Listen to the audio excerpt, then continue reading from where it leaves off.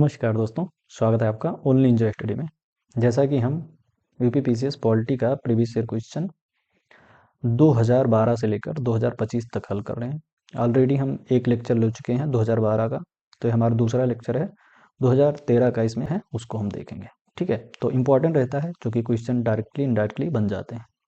तो बिना समय गवाए हम पहले क्वेश्चन की ओर चलते हैं।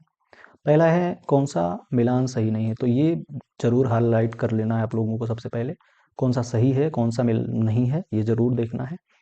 तो पहला बात करता है आर्टिकल 39 ये कहता है, ये 39 ये जो है समान न्याय एवं निःशुल्क विधिक सहायता से संबंध रखता है। 40 जो है ग्राम पंचायत के संगठन की बात करता है, और 44 जो है यूनिफॉर्म सिविल कोड यानी समान नागरिक संहिता की बात करता है। और आर्टिकल 48 जो है वो न्यायपालिका का कार्यपालिका से पृथक्करण की बात करता है। तो सही नहीं पूछा है, तो डी वाला इसका आंसर हो जाएगा, क्योंकि यही सही नहीं है। आप लोगों को बताना है कि न्यायपालिका का कार्यपालिका से पृथक्करण किस आर्टिकल में है। ठीक है, आप फिर से देख सकते हैं थोड़ा व्याख्या में। 39 ये इंपॉर्टेंट आर्टिकल है, पूछा जाता है बार बार। समान न्याय एवं निःशुल्क विधिक सहायता की बात करता है।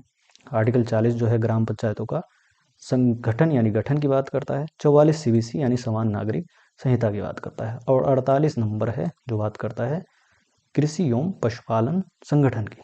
नेक्स्ट क्वेश्चन है, आपको बताना है कि आनुपातिक जो प्रतिनिधित्व की व्यवस्था है यानी कि प्रपोर्शनल जो रिप्रेजेंटेशन की बात हो रही है, उस व्यवस्था का निर्वाचन क्रिया प्रणाली के रूप में सुनिश्चित करती है। ठीक है, ये बताना है। तो हम सीधा आंसर की ओर देखेंगे, आप लोग वीडियो को रोक करके आंसर क्लिक कर सकते हैं। ठीक है, ताकि उसे समय ना लगे और जल्दी से हम इसको रिवीजन कर सकें। तो इसका सही आंसर डी होगा, यानी अल्पसंख्यकों के प्रतिनिधित्व को सुनिश्चित करता है।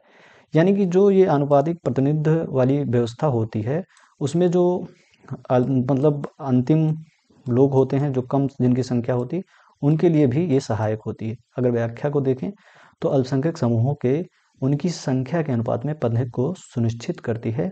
इस प्रणाली से सभी वर्गों का समुचित प्रतिनिधित्व सुनिश्चित होता है। ठीक है, नेक्स्ट क्वेश्चन है, निम्नलिखित कथनों में से कौन सा सही नहीं है, आपको बताना है। तो सही नहीं है सही है, इसको पहले हाईलाइट करना है आप लोगों को। ठीक है, तो पहला ऑप्शन है, ठीक है, कि इसको पढ़ना पड़ेगा, संविधान संशोधन विधेयक संसद के दोनों सदनों द्वारा अलग अलग विशेष बहुमत से पारित होती है। तो बिल्कुल संविधान संशोधन पारित होती है। फिर दूसरा है कि जो सर्वोच्च न्यायालय में संविधान संबंधी मामलों की सुनवाई कम से कम 5 न्यायाधीशों के द्वारा की जाती है। तो अगर हम पहले वाला लेक्चर आप लोग देखे होंगे तो ये क्वेश्चन डायरेक्टली पूछ लिया गया था, तो ये भी सही है। तीसरा कहला है स्वतंत्र प्रेस की स्वतंत्रता मूल अधिकार वाक स्वतंत्रता और अभिव्यक्त स्वतंत्रता में सम्मिलित है। तो बिल्कुल आर्टिकल 19 के अंतर्गत ये सम्मिलित है। फिर कह रहा है जाकिर हुसैन भारत के प्रथम उपराष्ट्रपति थे। यही गलत हो जाएगा, क्योंकि प्रथम उपराष्ट्रपति कौन थे? डॉक्टर सर्वपल्ली राधाकृष्णन थे। और थोड़ा देख सकते हैं इसमें डॉक्टर जो जाकिर हुसैन थे ये दूसरे जो है उपराष्ट्रपति थे, ना कि पहले। ठीक है, इसके बाद में नेक्स्ट क्वेश्चन की ओर चलते हैं। नेक्स्ट क्वेश्चन है हमारा जो है, किस भारत संविधान के निम्नलिखित अनुच्छेदों में से किस एक के अंतर्गत विधान परिषद की स्थापना या समाप्ति की व्यवस्था की बात करता है। ठीक है, तो आर्टिकल 169 है, इसमें प्रोविजन किया गया है। ठीक है, तो आर्टिकल जो 169 है उसमें कहा गया है कि किसी राज्य में विधान परिषद का निर्माण करना हो, यानी जो दुअल जो संस्था होती है उसकी बात हो रही है, जैसे विधानसभा और विधान परिषद। ठीक है, राज्यों में तो विधान परिषद के निर्माण या करना हो या उसका उत्साधन यानी समाप्त करना हो, उसके लिए संसद विधि बना सकती है, परंतु इसके लिए उस राज्य के विधानसभा द्वारा उसके कुल सदस्य संख्या के बहुमत द्वारा तथा उपस्थित और मतदान करने वाले सदस्यों की संख्या के कम से कम 2/3 बहुमत से। यानी अच्छा, प्रोविजन कैसे है, कैसे ये पारित होता है, मतलब समाप्त किया जा सकता है, और कैसे इसकी स्थापना हो सकती है। तो सबसे पहले जिस राज्य में इसका गठन या समापन करना है, समाप्त करना है, वहाँ से उपस्थित तथा मतदान करने वाले सदस्यों का 2/3 बहुमत होना चाहिए, वहाँ से पारित हो जाए।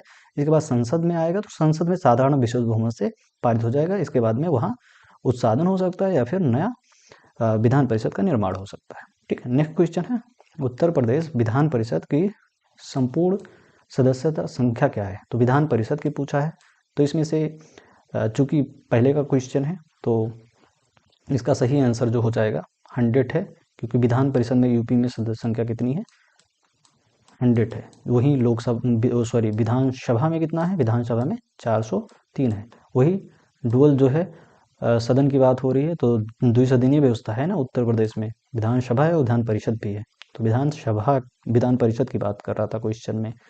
ठीक है, नेक्स्ट क्वेश्चन की ओर चलते हैं। नेक्स्ट क्वेश्चन, निम्नलिखित राज्यों में से किसमें 1967 से लेकर 1971 के मध्य अधिकतम गठबंधन सरकारें बनाने का रिकॉर्ड रहा है। तो अगर ये समय देखोगे 67 से 71 तक का, तो इसमें बिहार जो है अव्वल रहा है। ठीक है, नेक्स्ट क्वेश्चन की ओर चलते हैं। निम्न में से कौन सा एक संवैधानिक निकाय आपको नहीं है बताना है। ठीक है, तो अगर आप लोगों ने देखा होगा तो ये भी क्वेश्चन रिपीटेड क्वेश्चन है। तो संघ लोक सेवा आयोग है, बिल्कुल है। इसके बाद में राज्य लोक सेवा आयोग ये भी है, वित्त आयोग भी है, और योजना आयोग नहीं है। आप लोग जानते हो कि योजना आयोग एक जो है एग्जीक्यूटिव के कार्यकारी आदेश के आधार पर ये बना था। ठीक है, इसके बाद में ये 15 मार्च 1950 को योजना आयोग का गठन हुआ था, और ये केंद्रीय मंत्रिमंडल के द्वारा पारित प्रस्ताव के आधार पर हुआ था। इसके अध्यक्ष प्रधानमंत्री होते हैं। तो जो पहले योजना आयोग था उसका नीति आयोग नाम कर दिया गया है। कब? 1 जनवरी 2015 से अब नीति आयोग हो गया है ये। ठीक है, कभी कभी क्वेश्चन पूछ लिया जाता है ये भी। निम्नलिखित में से कौन राज्य सरकार तथा स्थानीय शासन के बीच राजस्व बंटवारे के लिए उत्तरदायी है? ये भी क्वेश्चन रिपीटेड क्वेश्चन है। ठीक है, तो राज्य सरकार की बात कर रहा है तो इसका सही आंसर हो जाएगा राज्यपाल। ठीक है, राज्यपाल होगा। तो भारतीय संविधान में केंद्र और राज्य सरकारों के लिए अलग अलग वित्त आयोग का गठन की बात होती है। ठीक है, जिसे 280 के अंतर्गत बात होती है केंद्रीय वित्त आयोग के गठन की।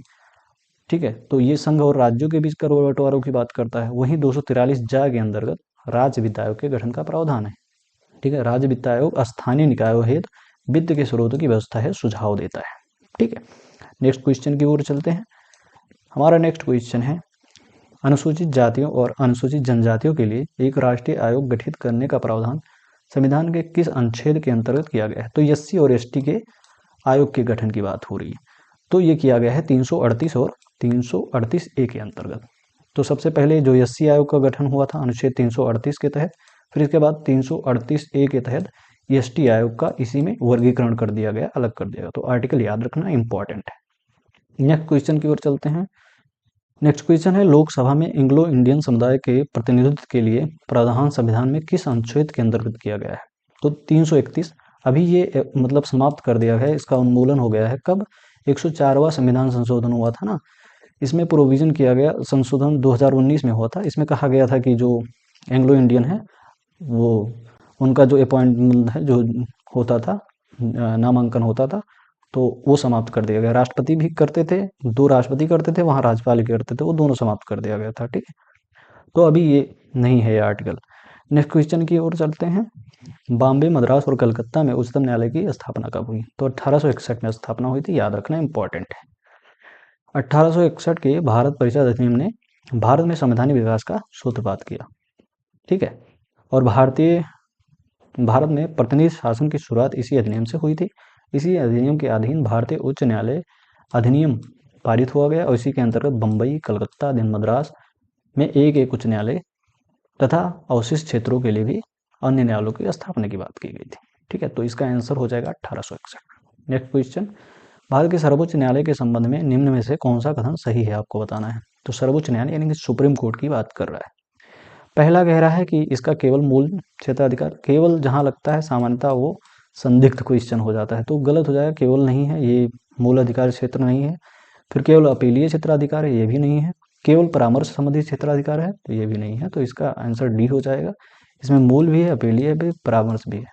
ठीक है, तो भारत के सर्वोच्च न्यायालय को प्रारंभिक क्षेत्राधिकार, अपीलीय क्षेत्राधिकार, परामर्शदात्री क्षेत्राधिकार और साथ ही साथ पुनर्विचार संबंधी क्षेत्राधिकार प्राप्त है। ध्यातव्य है कि भारतीय संविधान के अनुच्छेद 124 के अंतर्गत एक उच्च न्यायालय की व्यवस्था है, और भारत के वर्तमान उच्च न्यायालय की स्थापना, ठीक है, दिल्ली में जो है 28 जनवरी 1950 को की गई थी, और संपूर्ण भारतीय राज्य क्षेत्र के लिए एकल न्यायपालिका है।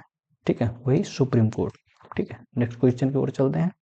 तो जिस समिति ने लोकतांत्रिक विकेंद्रीकरण और पंचायत राज की सिफारिश की, उसका सभापति जो है कौन था? तो इसका सही आंसर हो जाएगा बलवंत राय मेहता।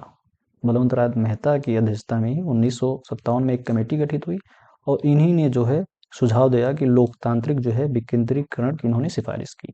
ठीक है, इन्होंने जो पंचायत की व्यवस्था की बात की थी, उन्होंने कहा था कि द्विसदनीय पंचायती राज प्रणाली होनी चाहिए, ये याद रखना। फिर थुंगल समिति एक बनी थी उसकी सिफारिश पर याद रखना इंपॉर्टेंट क्वेश्चन है, बन जाता है 73वां संविधान एवं 74वां संविधान संशोधन हुआ। यानी संवैधानिक दर्जा जो देने की बात जब आएगी तो सुझाव की बात जो किया था वो थुंगल समिति ने किया था, याद रखना इंपॉर्टेंट है। नेक्स्ट क्वेश्चन की ओर चलते हैं। पंचायत समिति के सदस्य जो है याद रखना खंड विकास अधिकारी द्वारा मनोनीत किए जाते हैं या जिला पंचायत अध्यक्ष द्वारा मनोनीत किए जाते हैं या पंचायत रूप से जनता द्वारा निर्वाचित किए जाते हैं। या चौथा है ग्राम पंचायत के सदस्यों द्वारा अप्रत्यक्ष रूप से निर्वाचित किए जाते हैं। तो यही हो जाएगा, ग्राम पंचायत के सदस्यों द्वारा अप्रत्यक्ष रूप से निर्वाचित किए जाते हैं। ठीक है, इसके बाद में ये त्रिस्तरीय ढांचे में है, ग्राम पंचायत होता है, पंचायत समिति होता है और जिला परिषद होता है। पंचायत समिति के सदस्य प्रत्यक्ष रूप से जनता द्वारा निर्वाचित किए जाते हैं। नेक्स्ट क्वेश्चन है, जो सूचना का अधिकार है, संसद के सूचना के अधिकार अधिनियम को भारत के राष्ट्रपति को स्वीकृति, तो स्वीकृति की बात कर रहा है। तो स्वीकृति जो मिला था वो 15 जून को, याद रखना 15 जून 2005 को मिला था और लागू कब से हुआ था, 12 अक्टूबर 2005 से लागू हो गया। ठीक, नेक्स्ट क्वेश्चन है, हमारे संविधान के किस भाग में तीन सोपानों में पंचायत बनाने की परिकल्पना की गई है। ठीक है, तो ये किस में की गई है, तो याद रखना जो है ये किया गया है 9 में। ठीक है, भाग 9 में, यानी इसका सही आंसर हो जाएगा ए। ठीक है, तो भारतीय संविधान के 395 अनुच्छेद और 12 अनुसूचियां हैं और कितना 12 भाग हैं। तो याद रखना भाग जो है 9 में पंचायती राज व्यवस्था तथा 9 काम एवं नगरीय स्थानीय स्वशासन का प्रावधान किया गया है। 73वें संविधान संशोधन 92 द्वारा इसको संवैधानिक दर्जा मिल गया था। तो भाग 10 में है आपका, याद रखना 10 में जो है वो अनुसूचित जाति एवं जनजाति क्षेत्र के बारे में है। 11 में जो है संघ राज्य संबंध की बात हो रही है, 1-11 से संबंध याद रख सकते हो, ट्रिक है। और 12 से जो है वित्त या बा से वित्त हो गया, तो 12 वित्त संपत्ति संविदा एवं वाद से संबंधित है। तो ये हमारा 2013 का क्वेश्चन था। आगे हम 2014 का क्वेश्चन डिस्कस करेंगे। तो अभी के लिए धन्यवाद, जय हिंद।